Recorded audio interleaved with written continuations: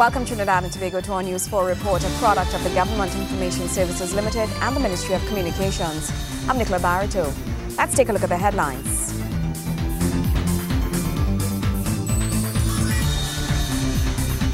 Healthy relations between Trinidad and Tobago and India as both reflect on the tremendous benefits each nation has enjoyed during the many years.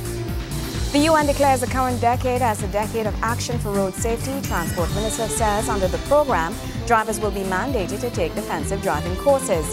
And stakeholders in various sporting disciplines have already expressed their satisfaction with Trinidad and Tobago's performance at the London 2012 Olympics. Thank you for joining us. There is great reason to strengthen the healthy relations shared with Trinidad and Tobago and India as both nations reflect on the tremendous benefits each has enjoyed during the many years.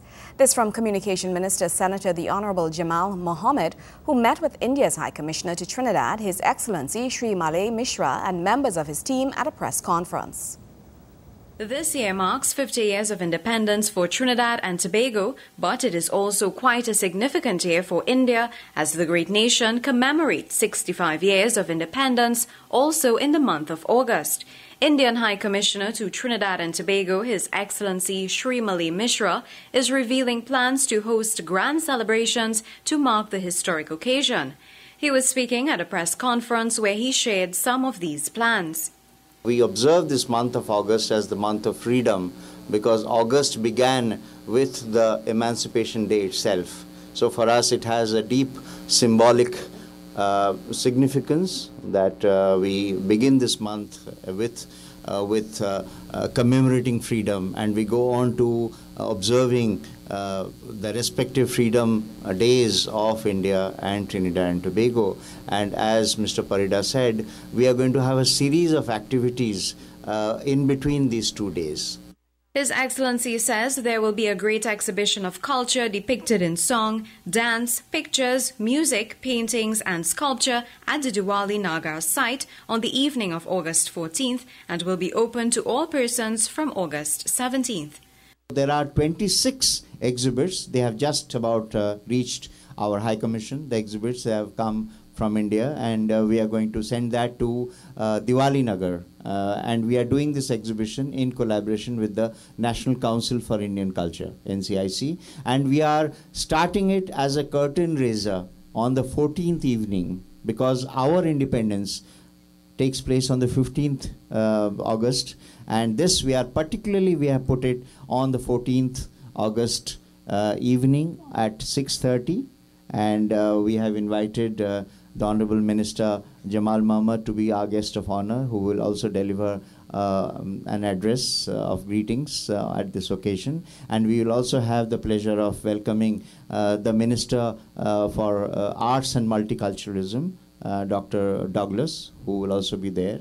And both these ministers will inaugurate the exhibition for us, which will run from 14th August to 31st August. Communication Minister Senator Jamal Mohammed says government stands in full support of the initiatives by the Indian High Commission to commemorate the independence anniversary. He also reflected on the great ties shared between both countries, which he says have existed from the very early days. The relationship between Trinidad and Tobago and India go back a long, long way.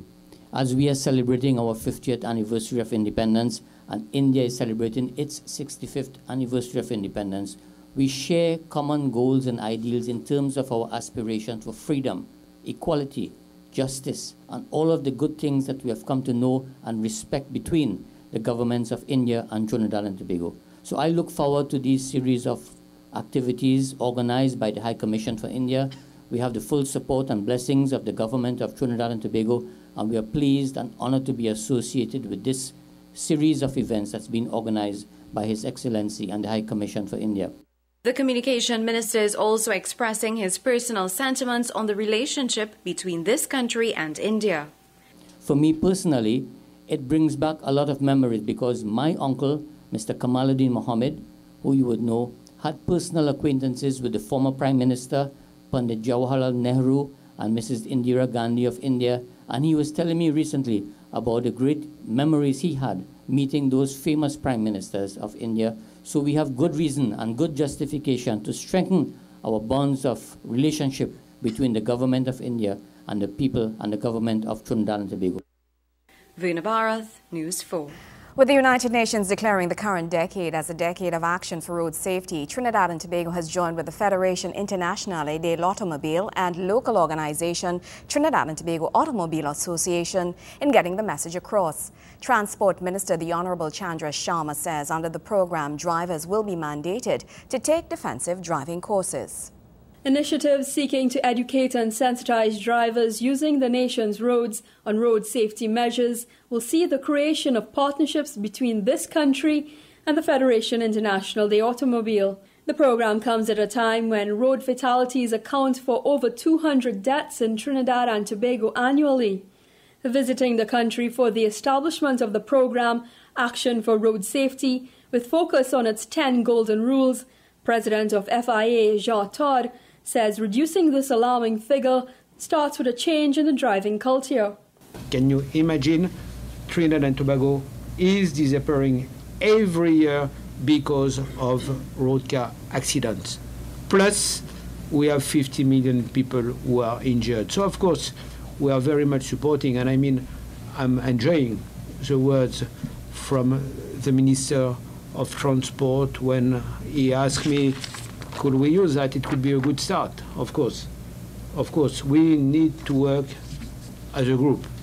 And those 200 people who die every year on the roads, those 1,000 people who are injured in Trinidad and Tobago can be avoided. Transport Minister Chandra Sharma said Trinidad and Tobago stood to benefit from complying with international standards in road safety habits. There's a global call for road safety supported by the United Nations. The FIA is going to play a very important role. The government of Trinidad and Tobago is very happy to have the president, but more than that, to join with us in this campaign for road safety. The program will utilize local motorsport personalities John Powell and Sheldon Bissessa. President of the Trinidad and Tobago Automobile Association, Raul Mahabir, says local initiatives include the introduction of defensive driving courses as mandatory to all drivers, as well as road safety practices to students in secondary and tertiary education schools. With the clarion call for the worldwide support for the Decade of Action for Road Safety, initiatives of the TTA include, but will not be limited to, a serious effort to expose as many drivers to undergo defensive driving courses. Suggestions have been already forwarded to the relevant legal departments to ensure that when infringements are committed that lead to court action, if drivers are found guilty, the law will mandate that the guilty party take a defensive driving course. Going after our younger drivers in secondary and tertiary institutions to expose them to defensive driving courses so that we catch them at an early age before they develop bad driving habits. The UN has declared this decade as a decade of action for road safety. The 10 golden rules as set out by the UN seeks to ensure that persons belt up, respect the highway code, obey the speed limit, check tires, drive sober, protect my children, pay attention, stop when I'm tired, wear a helmet and be courteous and considerate. Kimberly Ramkalawan, News 4. News 4 continues after the break. Stay with us.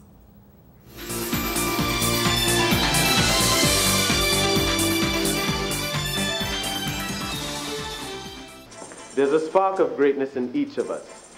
That spark is called personality. Individual gifts and talents provide the fuel to set that spark ablaze. Each child has the right to an education which values their personality and nurtures their talents, while teaching them to be respectful to their parents and their cultures.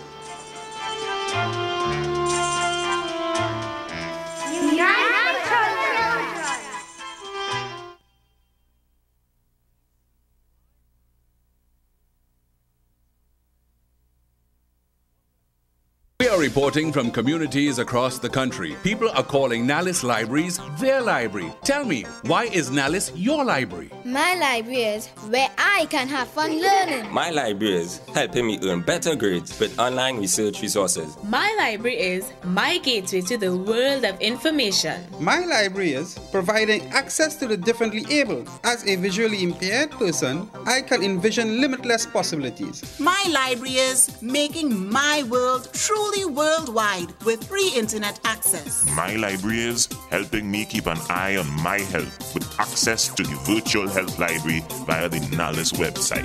Nalis is my library.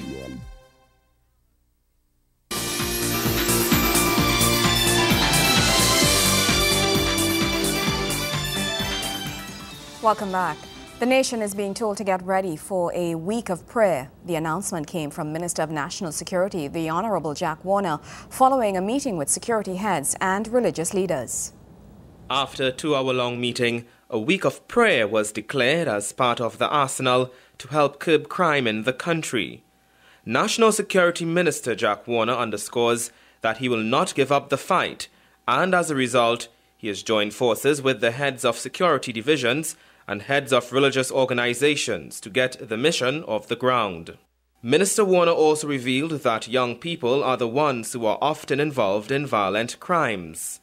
It has been said that we should invest more time and effort in the young people. I was a young pundit who made the point in the event, so as to impact on the dynamics of crime in the future, a point which the Commissioner of Police reiterated.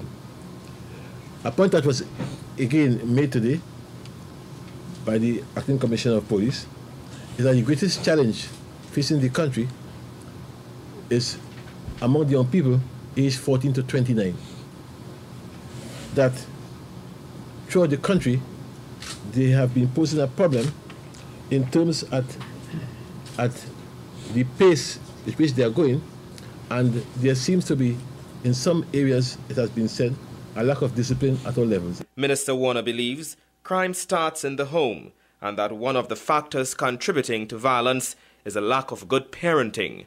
Parents are being urged to play an important role in monitoring their children's lives. This spoke also to a lack of not enforcing small offenses, and I would also tell you that one of the points raised also too was about having more membership businesses, and a host of points made.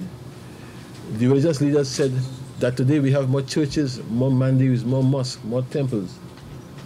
And though we have so many institutions, it seems as if there is something that's lacking. Minister Jack Warner says his government will be investing in the youths so as to counteract on the dynamics of crime.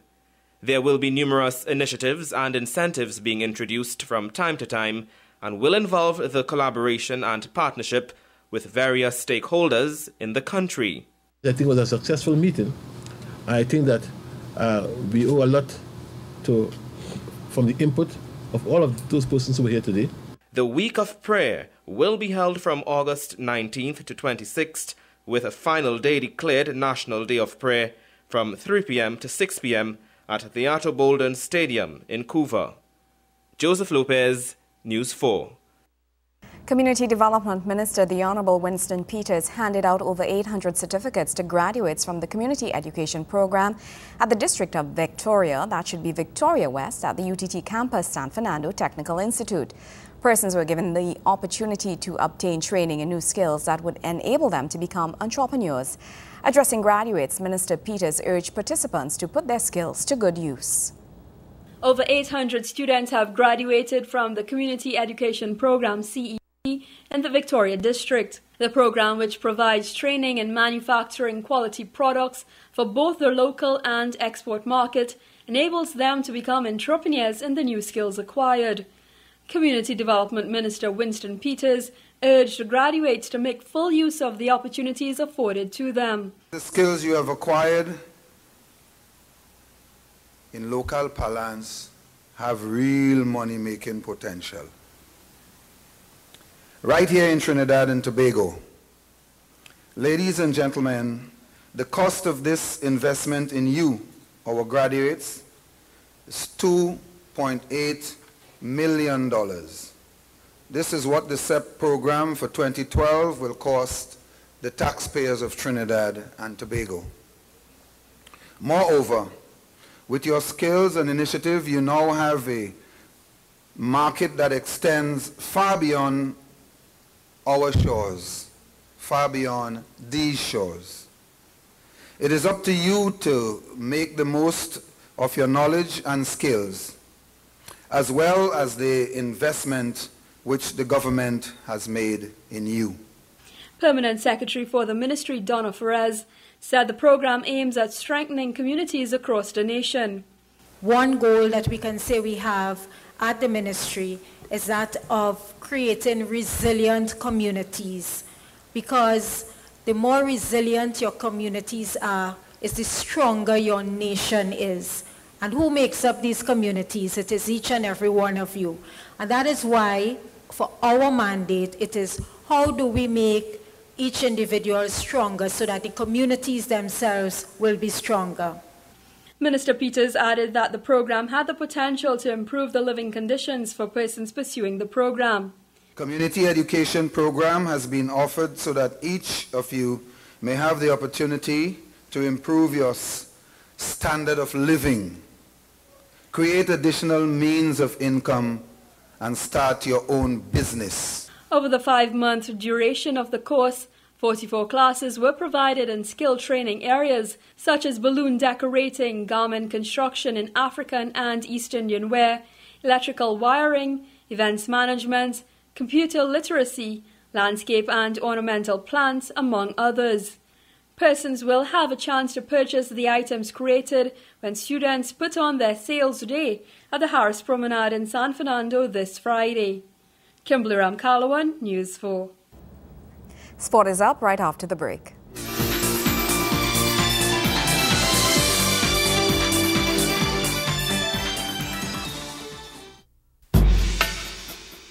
Honoring and respecting the elderly begins with you and me.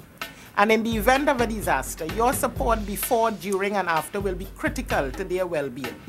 Build a support team where each member will have a specific task. Your team must include someone who is within easy reach of the elderly person. Make an evacuation plan and practice your plan. Stock up on special caregiving items such as incontinence items, cleaning and sanitizing supplies. Have on hand a minimum of 2 weeks supply of all essential medications. In the event of a disaster, accessing medication may become difficult. Keep testing and insulin supplies that do not require refrigeration for diabetics. Secure all medical supplies in a clean, waterproof, easy-to-carry container. Keep a list of medication, caregiving instruction, doctors' names, and contact information. In case an elderly person is relocated to a shelter, this information is vital to their continued care. Dehydration is a serious health problem for older adults. Store at least 1 gallon per person per day. Store at least 3 days' worth. Consider special dietary needs when stocking up on food supplies. Safeguard important documents and provide an ID bracelet or necklace to persons with special needs, such as persons with Alzheimer's disease. Remember, disaster readiness and preparedness begins with you and me. A message from the Ministry of National Security, Office of Disaster Preparedness and Management.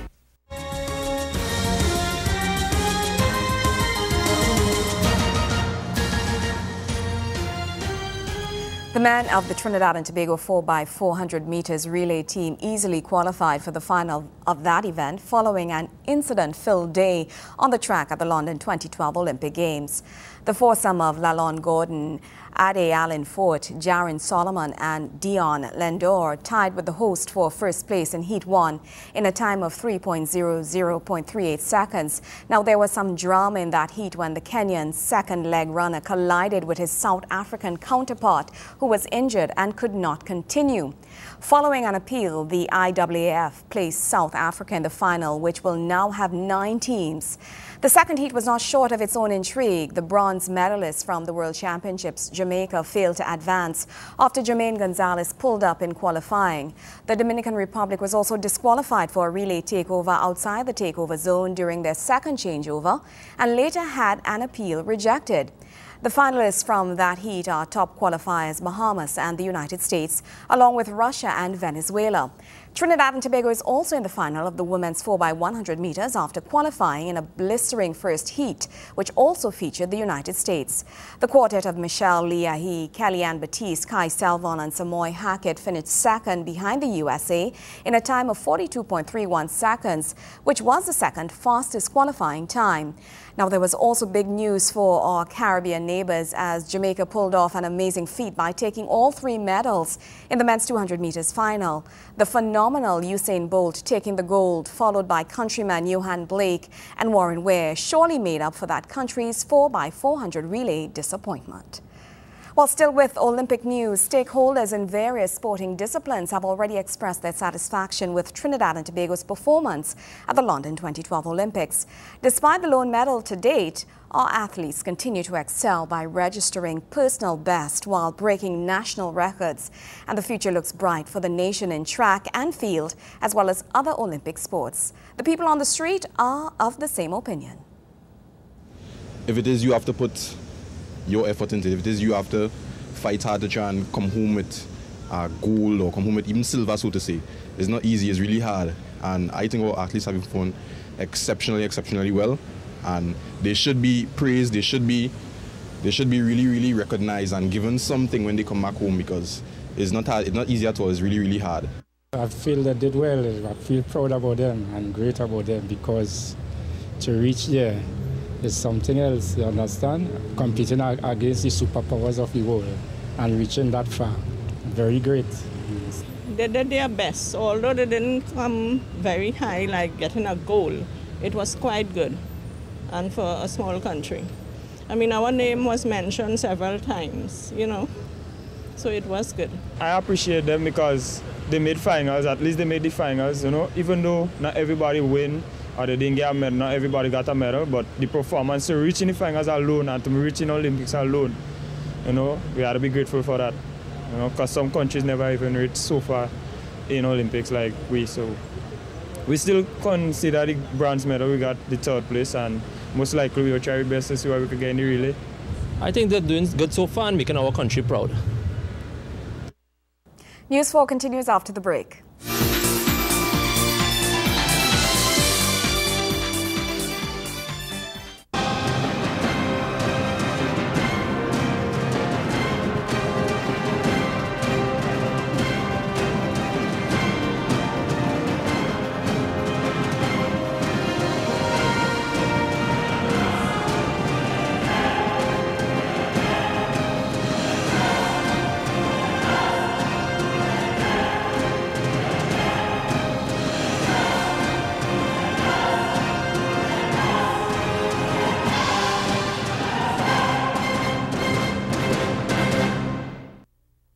Never leave items like MP3 players, portable DVD players, laptops and briefcases on view inside your vehicle. It is an open invitation for a thief. Don't leave them on show. If you cannot take them with you, place them in the trunk of your car. Remember, crime prevention is everyone's business. A message from the Trinidad and Tobago Police Service.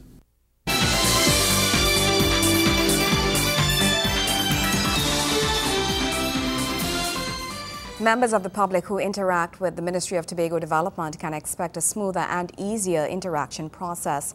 Minister of Tobago Development, Dr. The Honorable Delmon Baker, says this is the reason all branches and departments of the ministry will soon be moved into one locale. There are plans to ensure that employees of the Ministry of Tobago Development undergo professional communication training. This was one of the revelations made by Minister of Tobago Development, Dr. Delmon Baker, as he hosted the media at a breakfast meeting at the ministry's Tobago offices. Minister Baker says the training is to ensure that the ministry's staff is able to effectively communicate with the public and the media. Dr. Baker also reveals that plans are being developed to relocate all the arms of the ministry to one central location. $10 million to train the staff over the next fiscal year. 5 years? 5 years. And that is the funding that we will be using to make sure that we have a professional team that is ready to interface with media and public alike. We are also developing the in-house communications between one department and the next. And we are moving the majority of the team into one locale where the communication between departments will be facilitated even further. So we have made the changes that are required. It is not going to happen overnight. Nobody in this ministry, including you, has a magic wand that can change things overnight. But we must make the commitment always to make those steps that will move this ministry forward. And that is the commitment I make to you today. Dr. Baker also took the time to reassure Tobagonians that his ministry plans to do what is necessary to rekindle tourism on the island. He says the numbers are already on the rise and notes that an increase in tourism will positively affect many persons. We are seeking to improve our arrival numbers to the island. I'm advised that over the first quarter of this year, the numbers look a little bit better than they did for the first quarter of last year. And if the trend continues, we would soon see a rebound in Tobago's tourism arrivals, which would redound to the benefit of the fishermen, the taxi drivers, of all of Tobagonians. And that is the purpose for which this ministry will continue the robust interaction that we've been having so far with the Tobago House of Assembly. Gregory McBurney, News 4. Well, that's how we wrap up this edition of our News 4 report, a product of the Government Information Services Limited and the Ministry of Communications. I'm Nicola Barreto. Thank you for joining us.